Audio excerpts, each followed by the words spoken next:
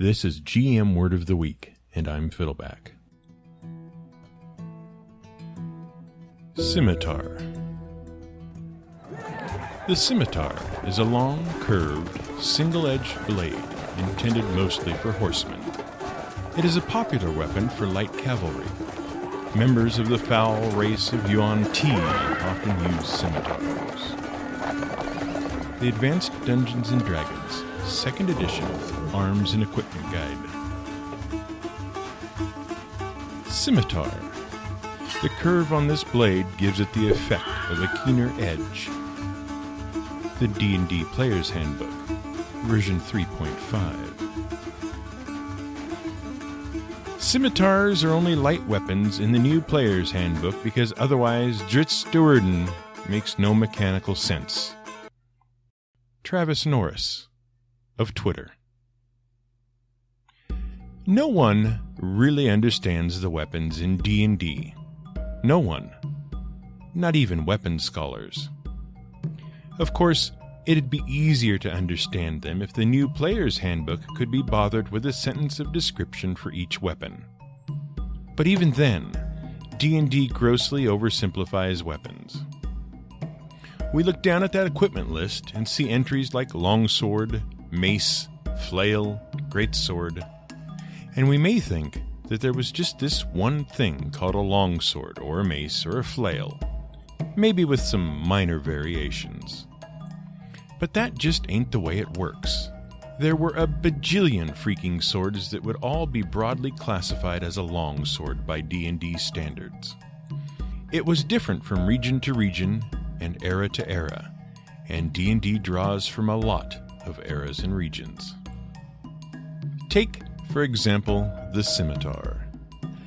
That blade that various D&D PHBs and supplements describe as a scimitar could be a Shamshir, a Pulwar, a Shotel, or a Talwar.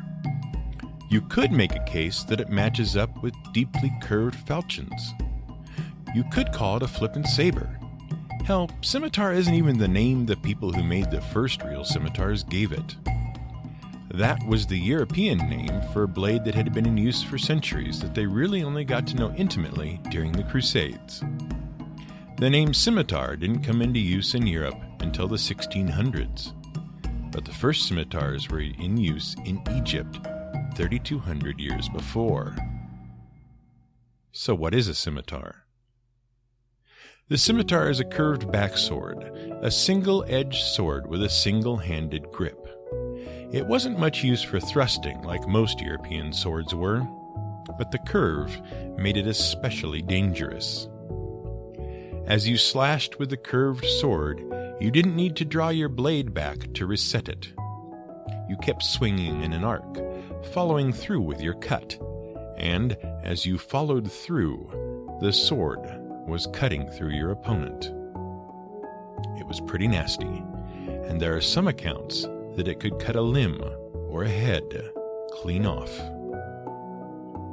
Because it was light and because of its curved shape, it was very effective from horseback, which is why it is similar to the cavalry saber. The biggest drawback of the scimitar was its range. Because of the curve, you had to fight at much closer range.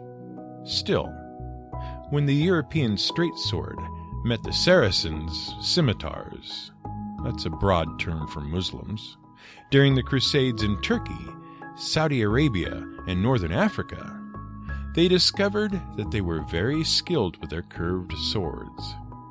Some even used the scabbards in their offhand to parry. But this leads to a weird question. Why do D&D druids use scimitars? The scimitar is most notably a Persian weapon, right?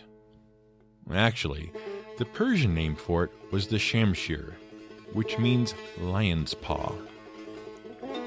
But except for the association with cats in the name, there doesn't seem to be any compelling reason for the scimitar.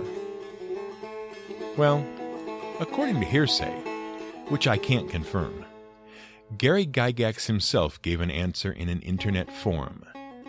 He said it was the closest weapon he could think of that was similar to the sickle that existed in AD&D.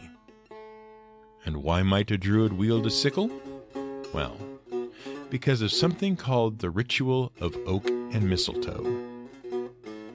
According to the prolific Roman author Pliny the Elder, magicians in Gaul, members of the druidic social caste, hence druids, used to harvest mistletoe whenever they found it, especially during certain lunar cycles because of its sacred healing powers. And they would use sickles to cut it. The sickle is, of course, a small crescent-shaped farming tool. The druids were very into the moon. But the thing is, that connection is actually stronger than maybe Gary himself recognized. See, in the mid-11th century, curved back swords started to appear in Europe and were especially popular amongst conscripts and peasant militia, as opposed to the straight swords used by knights and nobles. These blades came in two varieties. One was broad and thick, curved, but heavy. And the other was slimmer, lighter, and more deeply curved. That second one, the more popular one that lasted up through the 16th century, was very similar to the Persian Shamshir or scimitar, but it was longer and heavier. Thing is, that sword had a name. The name was falchion. And falchion comes from the Latin word falx, meaning sickle. So, D&D druids wield scimitars. Scimitars are similar to falchions. Falchions are named for the Latin word falx. Falx means sickle. And real druidic magicians used sickles in their sacred rites. Good job, Gary. So how can you use this in your D&D game? How about a neat legend for some inspiration? Let's end this with the story of the Shamshir-e Zomorodnagar, the Persian name for the emerald-studded sword, and Amir Arsalan, the legend of Arsalan. This is classic Persian legend of a gifted hero named Arsalan. In the story, there is a terrible demon called Falud-Zereh. The witch who sired the demon used magic to make the demon invulnerable to everything, except the emerald-studded Shamshir, which had originally belonged to King Solomon. But the demon got hold of it and guarded it carefully because it was the one thing that could kill him. The sword itself was also said to protect the wielder against evil magic. Of course, if you can't get inspiration for your game out of that story, you might be interested to know that the name Arsalan translates to lion. And that name might lead you to some more wonderful inspiration for your game. That's right, the heroic legend of Arslan Manga. What did you think I meant? This has been the GM Word of the Week. It was written by the Angry GM and recorded and produced by me, Fiddleback. You can find more at theangrygm.com and madadventurers.com.